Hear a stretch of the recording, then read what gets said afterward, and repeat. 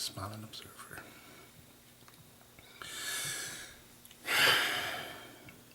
Excuse me, I'm kind of out of breath from running up and down them stairs.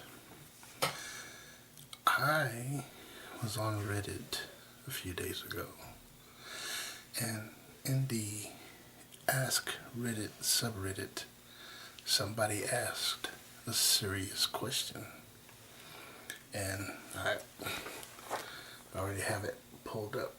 Can y'all see that? Can y'all see that?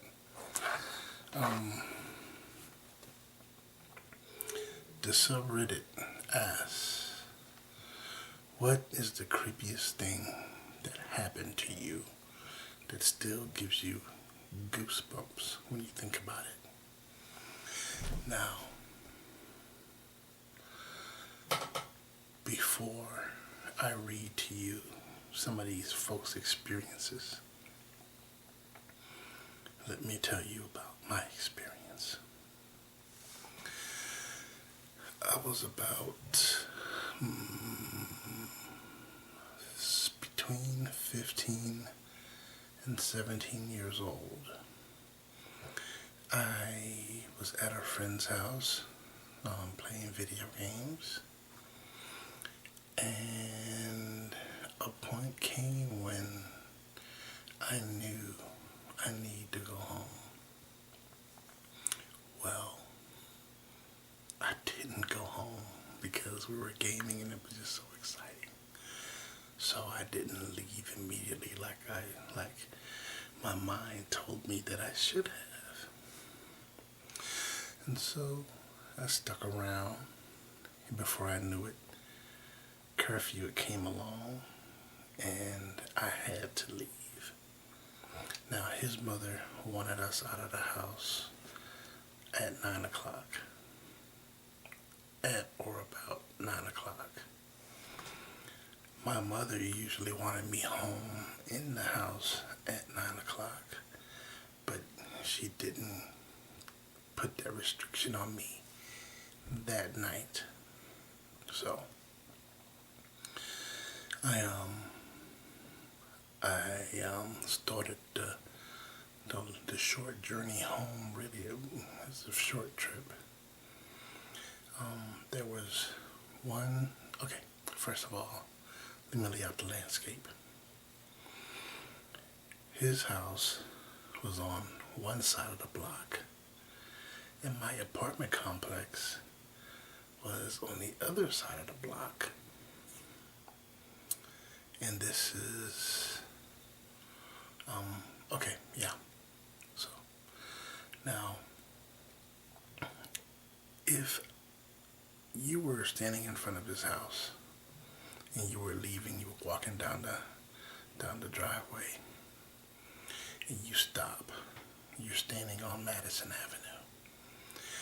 If I made a right, I would walk towards the grocery store.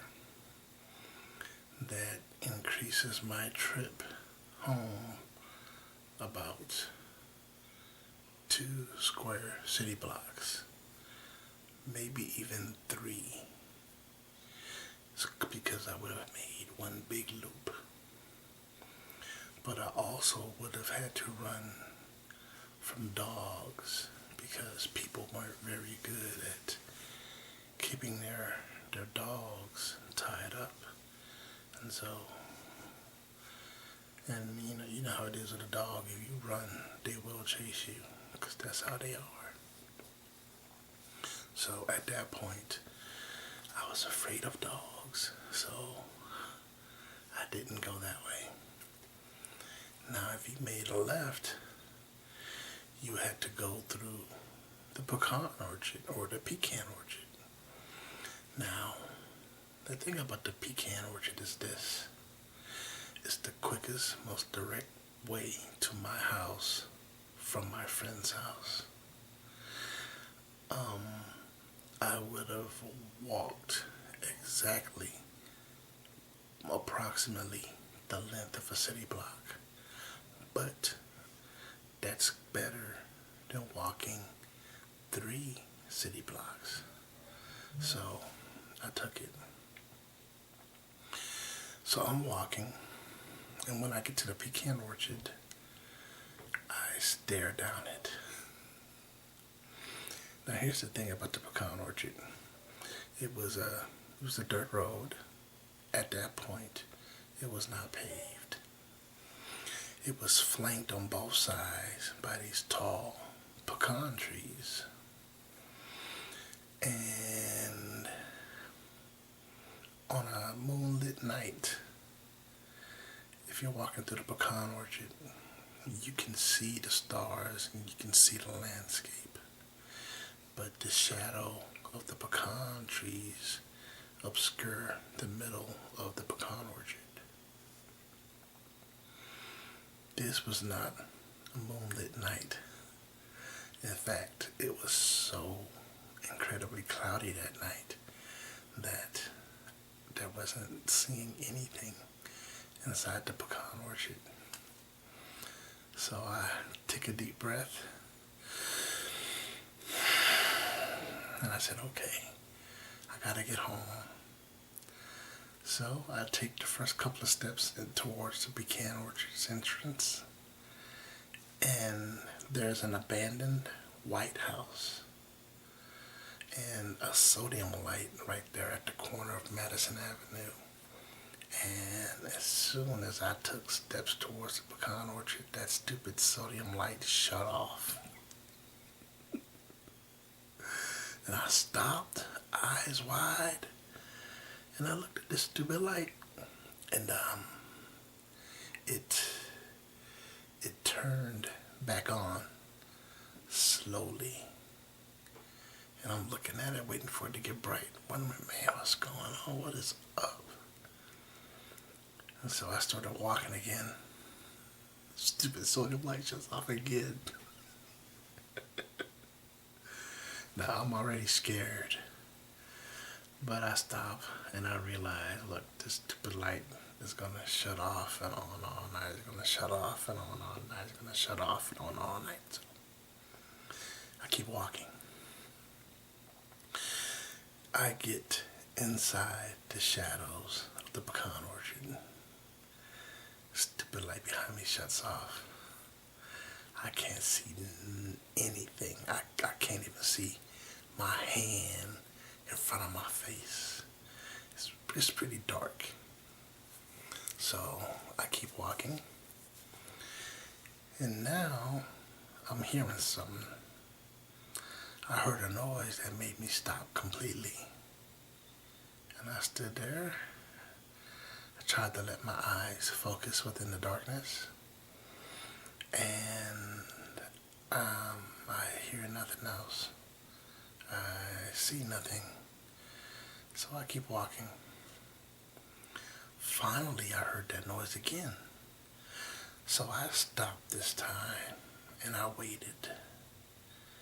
And I tried to look into the darkness for as much clarity as the minimum amount of light that was going into my eyes could see. And I see something walking across the road. Now, I'm the same height as I was when I was in high school at that age, 5'11". This thing was probably about my eye level. And I stood there watching this huge silhouette just trudge across the road. And it went from one side of the trees across the pathway into the other side. And when it was in the woods, I stopped. I kind of breathed a sigh of relief and I thought, what was that? Having received no real answer, I just kind of ignore it and keep walking towards my house. When I got to the spot to where this thing crossed, it made another loud noise, much longer than it did before. And that's when Carl Lewis Jackie Joyner Kersey, and anybody else who's ever ran the Olympics had nothing on me that night. I was moving so fast. I got inside the apartment complex. You'd think I'd stop and started walking because I felt safe. I ran all the way to my mom's apartment. I got to the door, whipped out my keys, opened the door, went inside, closed the door, locked the door, and I went into my bedroom. I was scared. And to this day, I have no idea what that was. My best guess is it was a bear. But if that's the case, why didn't it attack me? I mean, surely it smelled me. Surely it, I don't know, maybe bears have great eyesight at night, but, don't get me wrong, I thank God it didn't attack me. I'm glad it didn't eat me or nothing like that, but man,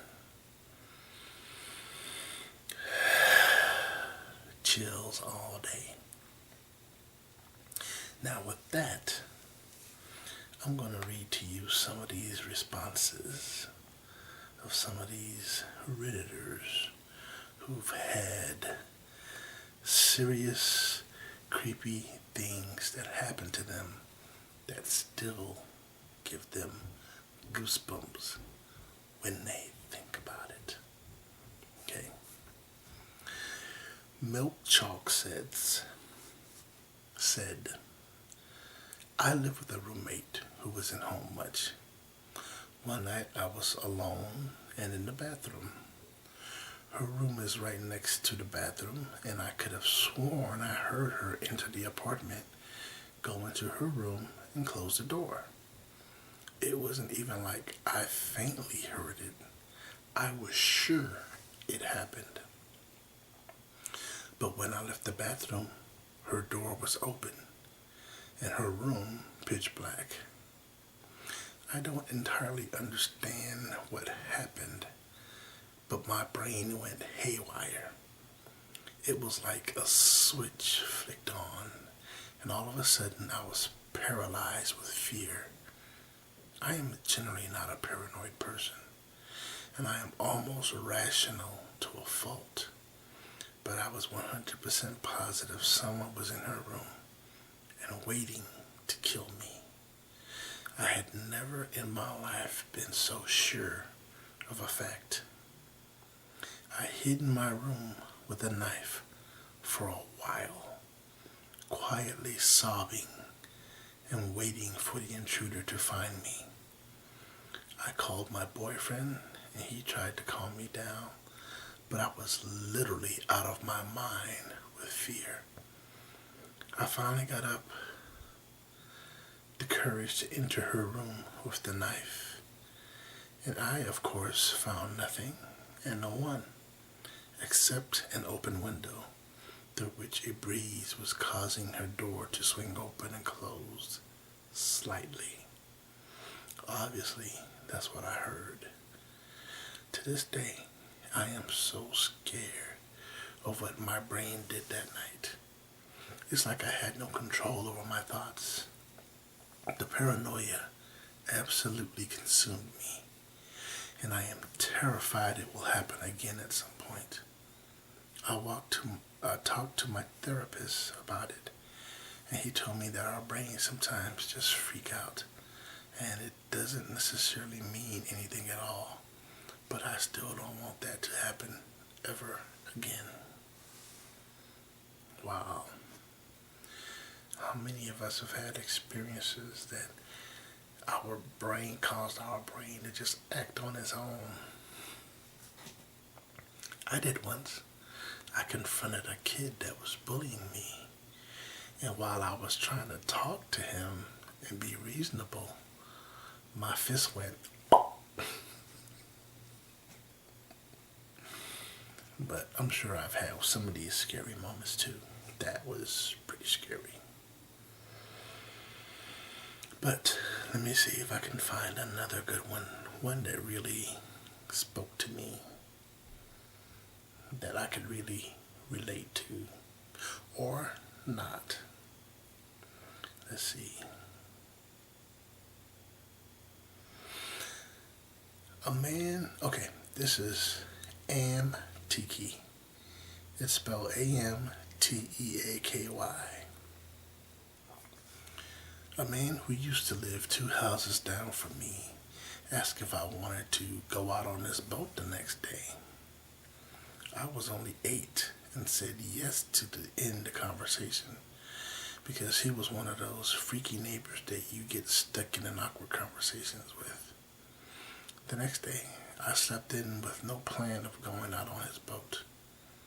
He rings up my mom and tells her and yells at her for not making me get up to go. That's odd. A couple of months later, he invites me over to his house to try on some shorts that his daughter wore in the Navy.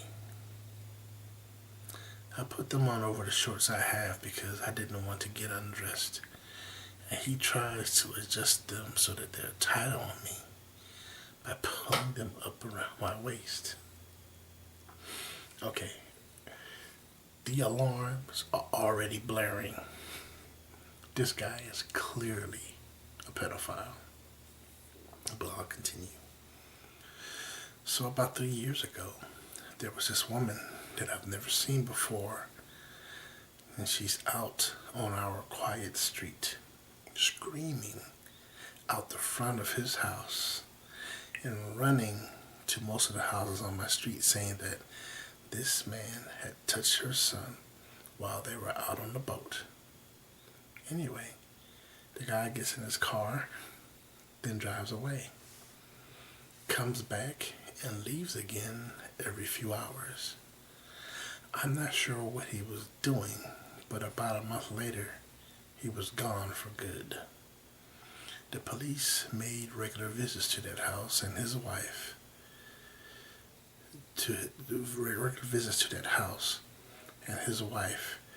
that he was living with them sold the house and moved out. I believe that he's probably in prison right now, but to think I live in a family with 4 kids growing up living near this man for 16 years, that is crazy. The closest story I have to that was when I was a kid. There was a guy.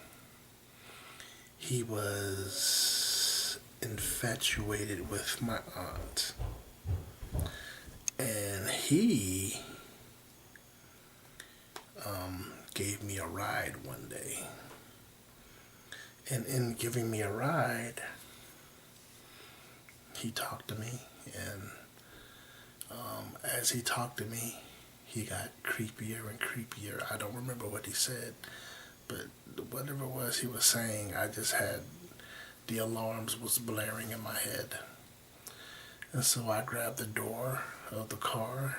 I was just a small kid. I grabbed the door of the handle of the car, and I made sure I knew how to open it. And I was ready to open the door and jump out. This was like the 1980s, and I watched a lot of cop shows as a kid. A lot of what's this show where Lee Majors was a stuntman? I watched that show a lot. So I was fairly sure that I knew how to tuck and roll. I was going to get out of there. This dude told me he loved me. Really? So he told me he loved me. And I was like, okay.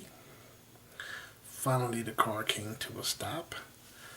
I don't remember if it was my stop or not. I just remember saying thank you and getting out of the car and closing the door and walking the rest of the way home.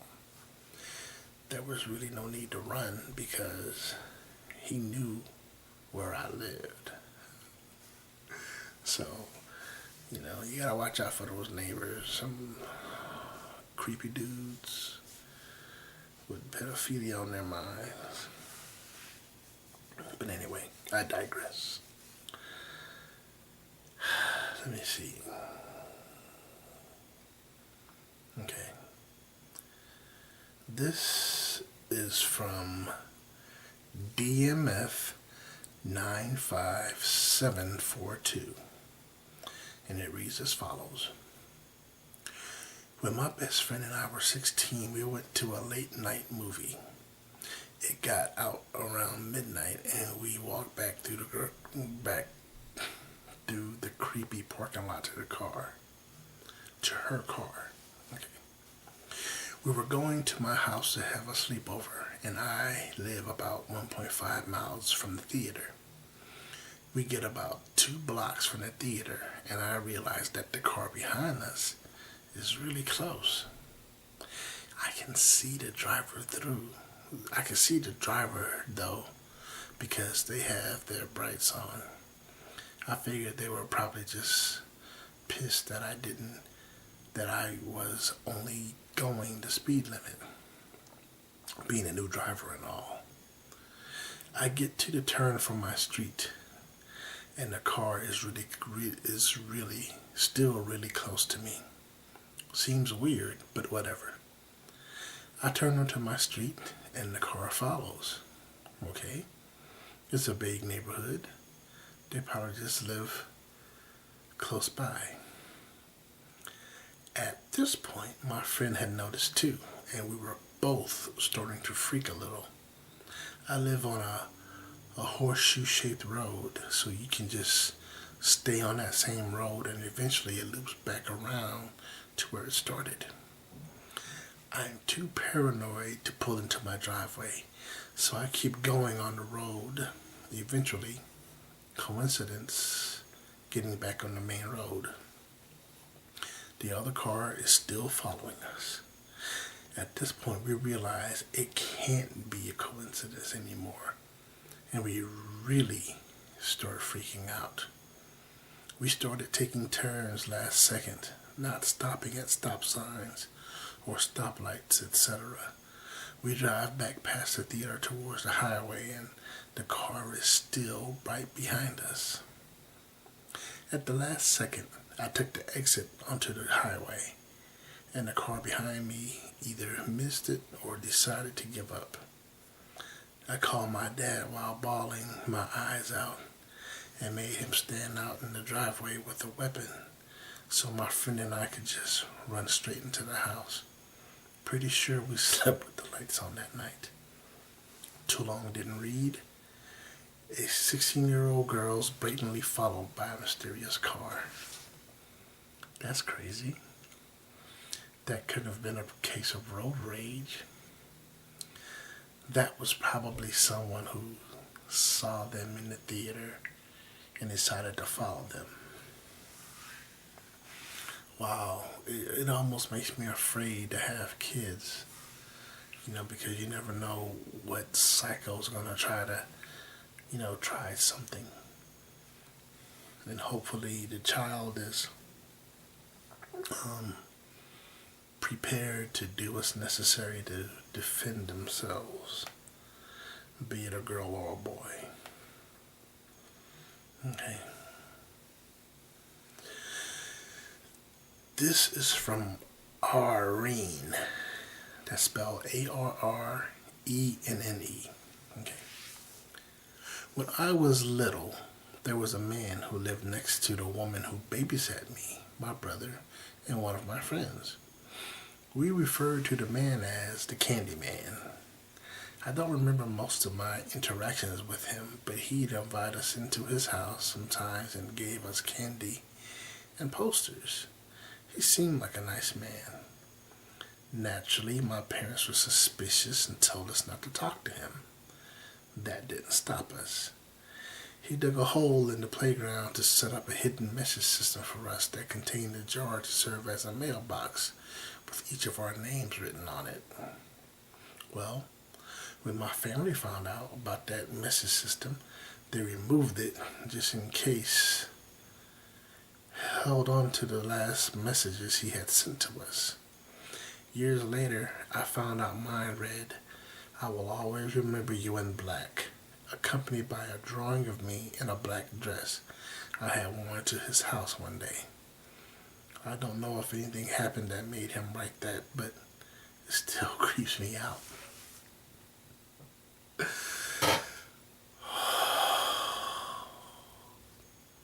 gotta be careful with your kids. You gotta be careful. You've got to know where they are at all times. Because there are some seriously sick folks out there. Okay, let's see if we got time for one more. And I'm going to try to make it a good one.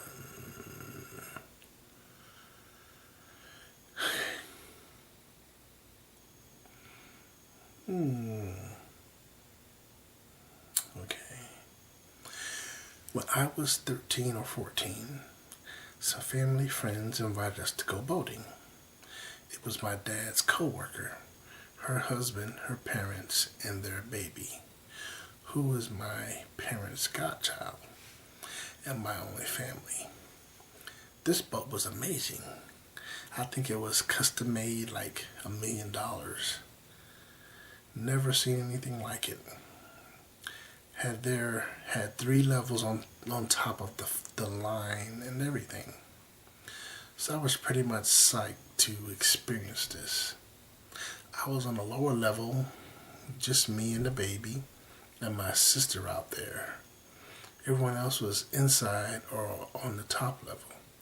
I stood near the side and was watching the waves, and I had this overwhelming urge to throw the baby over the side. This baby that I loved. It was the craziest thing. I honestly felt like the devil was talking to me. I have no better way to describe it.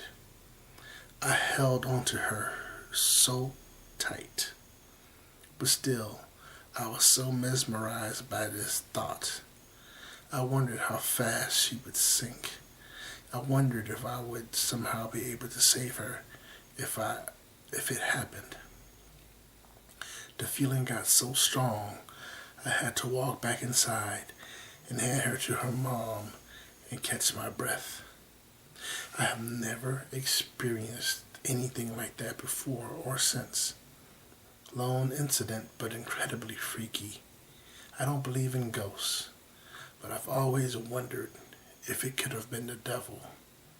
And I know how ridiculous this story sounds. That's interesting. The story doesn't sound too ridiculous to me at all because of my own personal experience. And the reason why I took to this thread so much is because a lot of these experiences remind me of things that happened to me in my life. But I'm not going to go into that. I went into it here a little bit on Reddit, but I'm not going to go into my experience, not here. I'll leave the link in the description. That way you can go and check out this particular thread. But my experience was quite scary. It was quite frightening. It was very disconcerting, and I'm glad I was able to survive it, and I hope it doesn't happen again. Seriously, I hope that never happens again. Okay, let's see if I can do one more. Okay, this one's long. That one's long. Okay, here we go. Check this out. This is from CJ. I'm just going to spell it. CJSRHKCJS. About 2 years ago, I was sitting in my room on my PC and my roommate was in the bathroom. I had my doors shut and heard someone come into the door in the living room. This person walked to the bathroom and knocked 5 times. the door leading to my room and the bathroom door is literally a meter away. And the apartment was far from having soundproof walls. So I could hear everything. Everything outside that was not a whisper. When I was wondering who it was, the person knocked again 5 times. By this point, I am expecting the person to knock on my door and come on in because we lived in a pretty small college town and we all knew each other and we knew each other's acquaintances. But the person walked out of the living room and left the house. I didn't really think much of it until I heard the door open and close the 3rd time. Yes, I have heard phantom noises too. I've been in places and was so certain somebody else was out there. Like, okay, I'll tell you guys this story, and that's the last one. This is my last one because I gotta end this before I run out of too much space. I was at the hotel where I worked. I was there after hours. And while I'm talking with my coworker who was working the front desk on this slow night, I'm hearing sounds coming out of the kitchen. Now these sounds coming out of the kitchen are the normal sounds that you would hear in a kitchen. The clanking of dishes. It sounds like someone was either washing dishes or preparing a meal or whatever. And I could hear these sounds. And so the whole time I'm standing there talking to her, I'm thinking somebody's in the kitchen getting stuff situated. And finally, I'm listening to her. I'm talking to her, then I stop. And I said, who's in the kitchen? Because I know what time the kitchen ladies come in. And I was like, who's in the kitchen? And she's like, I don't know. Nobody. And I said, okay, I'm going to go check this out.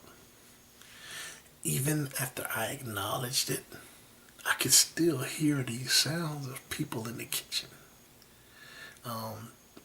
Clanking dishes and plates and whatnot. And so I go up to the kitchen door. The kitchen's dark. Was it dark? I can't remember. Anyway, I open the door. I walk to the wall. I turn the light on if it wasn't already on. And I looked in there. Nobody's in the kitchen. All the dishes are put up. And the kitchen is set up as such that it's a one-way in, one-way out type of deal. If you were in the kitchen at the time that it take for me to walk into the kitchen from the time that I heard the last noise, you would have to walk past me. But when I got in there was nobody there. It's crazy. Excuse me. It was crazy. So I'm looking around. And so I leave. I walk out of the kitchen.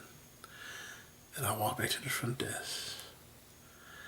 And I tell my coworker, I'm like, you're not going to believe this.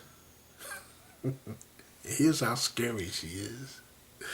She goes, don't tell me, I don't want to know. I don't want to know nothing. This is the same girl that told me that the events that occurred in Paranormal Activity were real.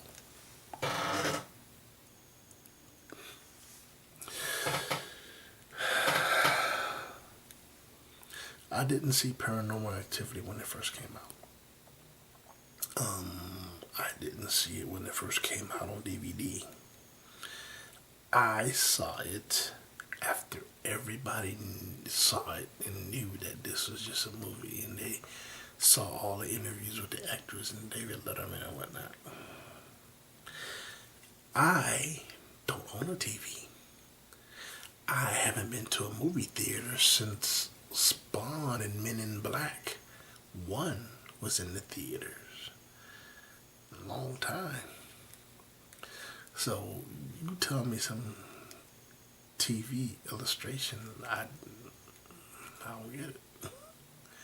Because I had been out of it for a while. So I went and I watched the movie. And I'm watching the movie and I'm thinking, oh man, this really happened. And they present it like it's found footage. But the thing about it is, it's not found footage. As the movie went on, I began to see a certain rhyme and reason to it. You know, it doesn't have the randomness. It had the awkwardness, but not the randomness of actual found footage. So I watched the whole movie thinking this is real, this is real. And in the end, when she killed her husband, her boyfriend, I was like, I knew that's gonna happen. And then she got killed. And then they do the in memory of Micah and so and so. And then I decided to do something after the movie was off. I pulled out my phone and I Googled their names. And guess who I see getting interviewed on David Letterman? And so I'm like, well played, coworker, whose name I shall not mention. Well played. I honestly don't think she knew that it was fake, but I know now it was so incredibly fake.